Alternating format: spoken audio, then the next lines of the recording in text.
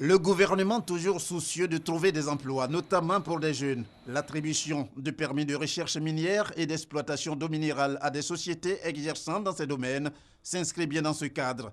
6 décrets à cet effet ont été pris au cours du Conseil des ministres ce mercredi. Il s'agit pour l'ensemble de ces permis d'investissement qui sont évalués à près de 6 milliards de francs CFA pour 136 emplois créés. Et s'agissant du permis d'exploitation d'eau minérale, il s'agit de 3,8 milliards de francs CFA d'investissement pour 91 emplois permanents et 200 emplois temporaires. Par ailleurs, la CIR, la société ivoirienne de raffinage, s'essouffle et a besoin d'être épaulée financièrement. Le gouvernement qui en a conscience va donc, selon le Conseil, lui apporter un soutien financier en vue de sa restructuration et sa gestion. Un audit avait été diligenté par le gouvernement et cet audit a effectivement révélé que la CIR, donc la Société ivoirienne de raffinage, connaissait des difficultés importantes d'ordre organisationnel, comptable et financier. Face à cette situation, un comité technique de restructuration conduit par le gouvernement a été mis en place pour permettre que la situation financière de cette entreprise publique soit assainie. Le Conseil a décidé, donc sur proposition de ce comité, d'octroyer à la CIR un soutien financier dimensionné aux besoins de financement qui ont été évalués.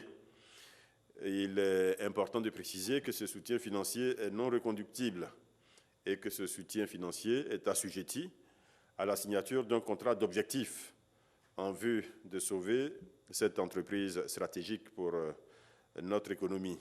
La mangue, comme l'ananas et la banane, se comportent bien en tant que fruits d'exportation.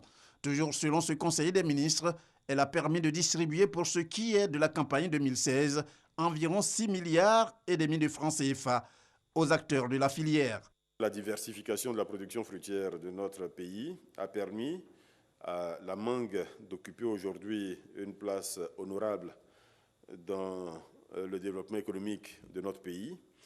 La production nationale est estimée aujourd'hui à 100 000 tonnes à peu près, et la mangue est devenue le 3e fruit d'exportation après l'ananas et la banane.